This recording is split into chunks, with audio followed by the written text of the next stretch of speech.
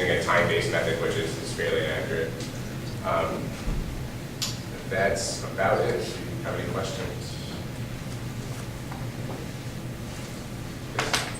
Are the pieces moving, let's say, square to square, or are they moving, off to the edge and then along an edge? So right now, we haven't actually been working with the prototypes. The idea was initially to move along the edge. That way, we would have to move the other pieces out of the way.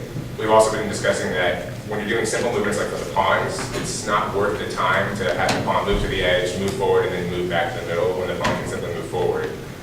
So we're going to try to work on just to see which one works better. So if right now for simple motions like the pawn, or if there's no one in the way, then we'll do this. So the computer science team has discussed that they'll do the actual checking to see if there's anyone in the way. And so if they need to, they'll send commands to all the robots to move out of the way, then we'll move the correct piece, and then move those guys back. So the path doesn't have to be, I'll call it a hybrid then, depending on the circumstance. Right. That's where you're going right now. Yes, sir. Have you considered deadlocks, like a horse moving, If there's being surrounded by pieces? We haven't really yet. We have been discussing it, just kind of future implementations.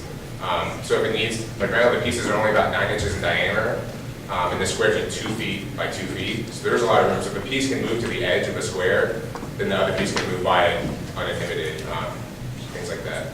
So just move to the opposite edge and you can sneak by. Is someone actually playing chess and this is mirroring it? Yes, so the idea is the computer science team is developing just like a little web-based application. So you log in, you can virtually play chess with someone or a computer, and then there, as the pieces move, it sends a command to the wireless robots, and the correct robot receives the signal and moves to reflect that change. So they discussed having a webcam view also with their actual virtual game, so you would see the robots move after you move a piece.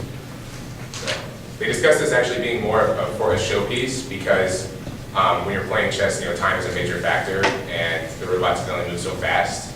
So if you're playing like a blitz game, which you're making the moves as fast as possible, the robots would never keep up. So more of a showpiece. Can you play in the rain? No. Good answer. So you get a large cannon. So did you poll our chess team, our nationally ranked chess team, to find the feedback? Actually, during all of our meetings that we had between the mechanical engineering team, the electrical, and the computer science team, there was a representative from the chess organization there. He's actually the one that taught. I had no idea there were blitz games of chess, and so he was like, well, if you're playing a blitz game, this isn't going to work.